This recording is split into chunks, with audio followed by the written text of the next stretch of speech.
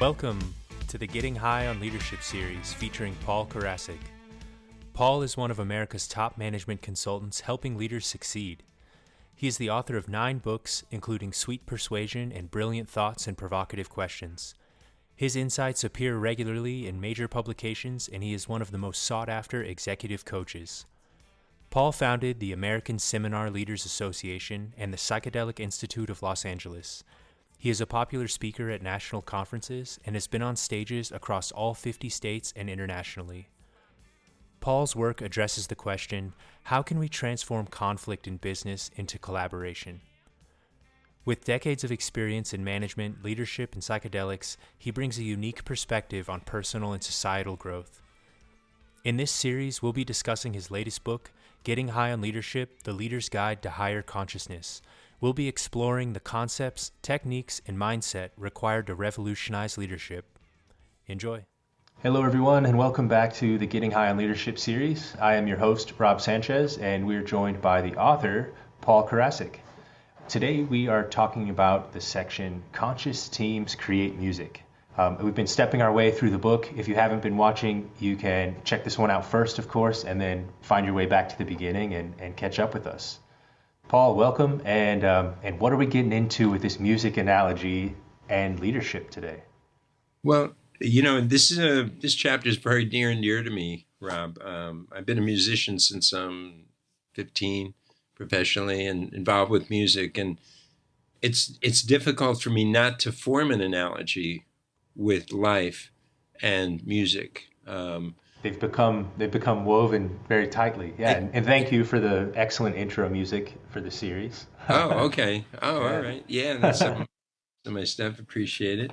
And how does it relate? You know, when things are going good, there is almost like a music in the air. I don't know if you've been on teams like that. Sometimes grueling work, but sometimes it's the most satisfying. Sometimes in a team, in athletics, we feel that music of everybody coming together. I've done projects with all kinds of different instruments, producing music and producing records. And there's an incredible satisfaction when everybody's working together, when everybody's contributing ideas. Let's use the analogy of making a record. I think it's even on that track that we use in the opening. The musician said, "Hey, I hear this, and what if we put that in?" And when I listen to the record, I go like, "Wow, that was really cool." You know, that he had that idea, made that contribution. It's really good. It really adds to the record. So there's this beautiful creative process, and I think leadership should be viewed as a creative process. I think that it's when you make it mechanical or somehow, into this, you get corporate speak.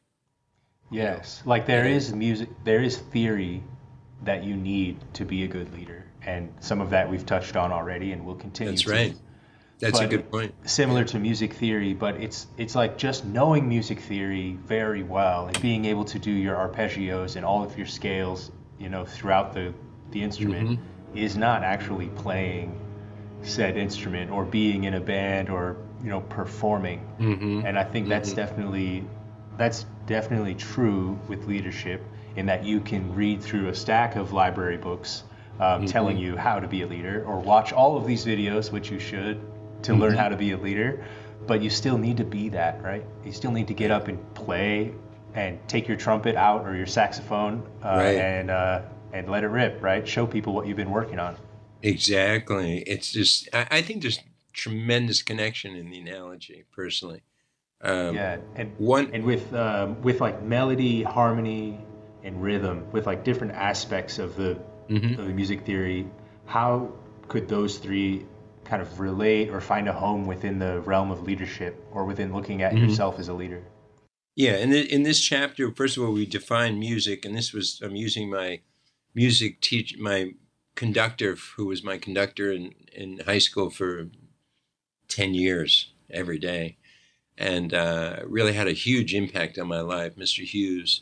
It's kind of like that guy, that Richard Dreyfuss movie, Mr. Something's Weather. He was kind of that. And Yeah, is that the Holland's Opus?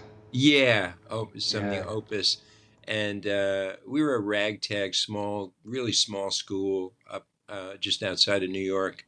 And he took us to the top. He made us one of the best bands in the state and competition. And he used to say, music is three elements: melody, harmony, and rhythm. And if it doesn't have those three elements, it's not music. That was his definition of what we call music. So let's look at those three elements and in this chapter and talk about melody. Melody is that single note, right? Melody is the individual contribution throughout. Melody is the voice you hear on top of the rest of the stuff. So we have these individual voices that could vary throughout it. Let's just use a song as an analogy. They could vary who's carrying that. In the break, it could be instrumental. Right. The individuals. Or whether if it's a soprano or alto or baritone or bass in a choir kind of setting. Exactly. So each voice has its own kind of position and role, but they are still individual voices, solo voices. Right. Easy to understand. Each person excelling in their particular solo, right? So when the member of the team is really good at that, they're allowed to voice and sort of take a leadership role in a sense. The melody kind of leading the way, right? Melody, the highest, the connective tissue to the listener, too, in terms of what they're following, right? They're following that single line of the connecting song. the song and kind of driving the song. And it's maybe one of the more memorable pieces, too, like one of the take-home aspects after hearing that song. People be humming it. Driving is something else, and we'll get to that in a second. But definitely that. Second, we have harmony. Harmony is what people with that there's certain personality types, and I don't go real deep into it. I think we may touch on it on some other chapters.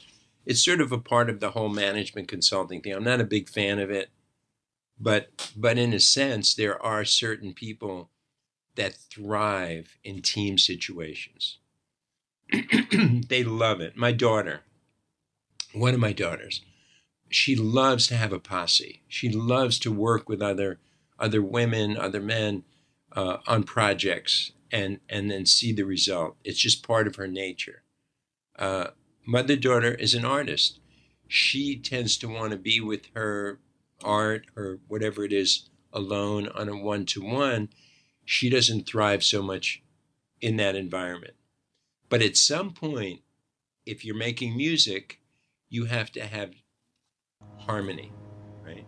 You have people, everybody doing what they excel at to add a flavor, a texture, a context to the entire enterprise, the entire initiative. And so this idea of working together as a team, respecting each other's talents, not being jealous, and that's where a lot of teams go down because they're working politically. And instead of seeing that as, wow, I want great people, not to be jealous of them, because that makes the whole team more effective, right? Obviously. Office politics will it kills everything. De-harmonize the entire business. It's a poison. It's a total poison, yeah. I mean, because you've got everybody conniving and manipulating for their own individual good. And that's what, if you just analyze office politics, that's what it is. It's not harmony, it's selfishness. I should have had this chapter a few years ago in one role I had. I don't know if it would have helped, honestly. I think the only thing that helped was leaving that toxic environment. Yeah. I definitely seen it before where it was like, hey, we're a good band actually. Hey, Paul's good on the guitar. I'm good at this. She's good at that. Why aren't we making good music? And it's like, well, because you did X, blah, blah, blah, right? And then it just gets into the bickering. That's the analogy for how that company worked. It could have been fantastic, but we just couldn't stop stepping on each other's toes. It's every company, Rob. It's not just that company. I'm telling you, I see it. It's rampant, and for me, it's heartbreaking When Yeah, when people, it could have been good, or it could it be could have so been much better. it could Yeah. have been so much better when people seek to harmonize with everybody, find that Yeah. sweet spot, find that respect with each other, The hard and part that is it does take some vulnerability, right? It does take some give to do it that. does.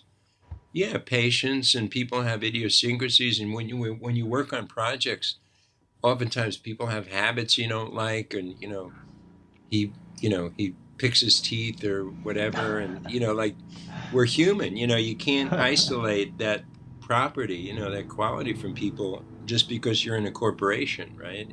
Right. That's where you need to it, have that respect and kind of approach towards the team and appreciation of the harmony hmm that can be only created with a team.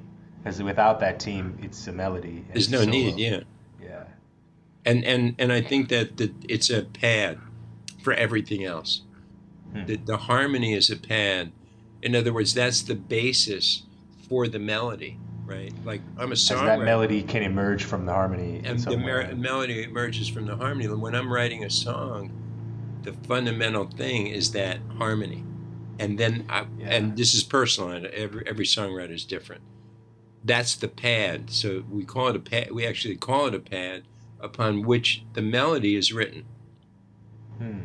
So that's how it's so fundamental, that harmony. Um, it creates the feeling, the way people are relating to each other, and it determines so much of what follows. And Right. that harmony. So and just a note, side note, most everything we do as a leader can only be accomplished with the team. So the leader is totally codependent on this harmony. Yep. That's This is, something all leaders need to realize early in their leadership career and don't forget oh it. my God. Oh, I mean, it's such a blatant thing when leaders treat people badly. It kills everything. It's not just a personal mistake. It goes way beyond that. It destroys everything and creates a tone within the group that you can't succeed, and success is not even appreciated when you get there. It's like when you're playing the harmony in a key signature that has an F sharp and you just keep playing F without the sharp. You don't care. It's not going to come out well. No, but Yeah. I wouldn't have a job if that wasn't happening. So I'm kind of the Yeah, right. selfish part of me, saying, yeah, keep doing that stuff so you can You're the call one me we call to tune up the business. Yeah. to bring it up. And then Uh, the third, let's look at the third element, which is rhythm. yes, And the consistent, persistent drive of the that's rhythm. right. Yeah, it's that steadiness. It's that going, staying with it. When we look at all great success, whether it's the creation of the light bulb or whatever it is, 9,000 mistakes to get to the right thing, that persistence, that staying on track, the kind of stuff that motivational speakers kind of live on, that idea, you got to grow, you got to go. I mean, it's part of it, but it's not everything. They make it into everything. uh, Go for it, blah, blah, blah, blah, just stay. Well, if you're doing the wrong thing and you keep doing it, you're gonna, it's not gonna help anyway. So, uh, but it Yeah, is right. key. It is key. It can Just be in those cases you mentioned with speakers or authors almost living within this section and trying to harp on that. I think because it can be good to hear that all you need to do is to just keep going and to just maintain the consistency. And there's some value exactly. in that, sure. But I think the rest of the leadership picture is about change and analysis and hmm looking at yourself and where you've come and where you need to go. It's not always about just keep on the warpath, as important as that can Exactly. be in some endeavors. I had a coaching program going. It started a couple months ago, and we're into the second half of the coaching program, and it's just so interesting to see how the people in the program they really want to get better. I mean, they've hired me outside kind of on their own personal money, and they work for big companies. So I know that they have a real personal kind of commitment to it. But in terms of what their management is doing, it's almost like I have to fight them. Because You're the like pushing management water is, uphill. yeah, because management is only interested in this rhythm. That's all they want to hear. And I'm working with them on a much, much higher plane. And we're getting killer results. I mean, and we're doubling, quadrupling, I'm this just is stuff. imagining a cartoon now where you're trying to talk about introducing like a solo or something, and whoever you're talking with is just banging the bass drum. Exact, You know, yeah, boom, they're boom. not Just keep, hearing you.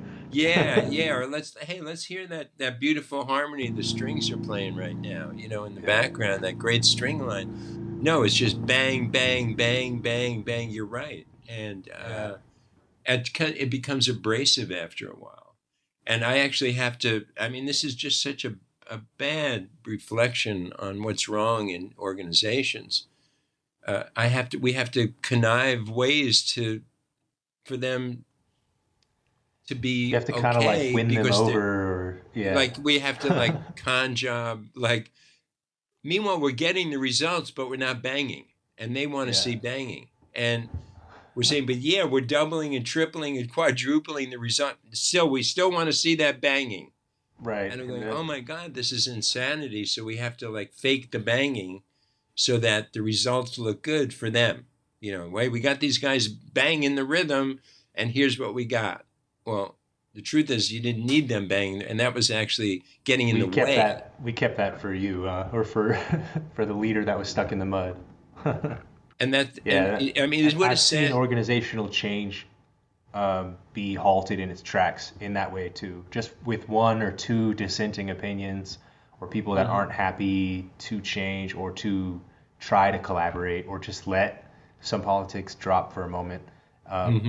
If they dig their feet in too much, it's almost a lost cause. And I mean, in some realms of the agile kind of world within business, you would use that almost as a way to decide who should stay on the team and shouldn't, if they're not willing to maybe hear that harmony every once in a while and step away from the rhythm.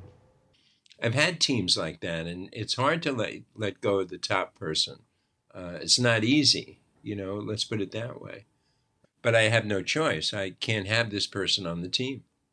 So, And you could also look at your experience or anyone's leadership experience with certain songs, maybe. If you are looking for an exercise or a way to kind of think about this, look back at an event or at an instance that you're having now with leadership, and try to see what song that would be from the songs that you know. Is it a good one or a yeah, bad well, one, right? well, I know you like these action steps when we do this program. I would say that would be good, but I would also do self-evaluation. I think that's a core part of this book. The takeaway from this chapter for me and for everybody watching is to say, where do I need, let me do an honest self-evaluation, and where do I need to spend a little more time? And am I really, when I started focusing on building better teams, I built better teams. And Right. that's what I'm asking here.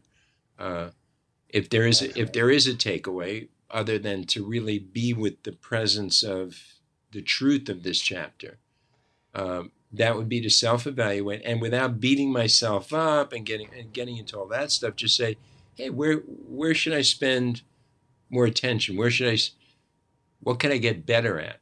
I'm great at I know how to do that, but maybe Time to take the solo and learn the melody, right? and then Or the harmony. some people are bad at the rhythm. I mean, Yeah, and having that vulnerability to analyze yourself and choose one to work on, I think is essential. yeah, that would be my takeaway on this. So yeah, let's make some Awesome. music. Yeah, you heard him, folks. Take a look at your leadership within your life, within your projects, businesses, family, and such, and make sure you're making that beautiful music that you could be. Join us on the next episode as we continue this journey through the series.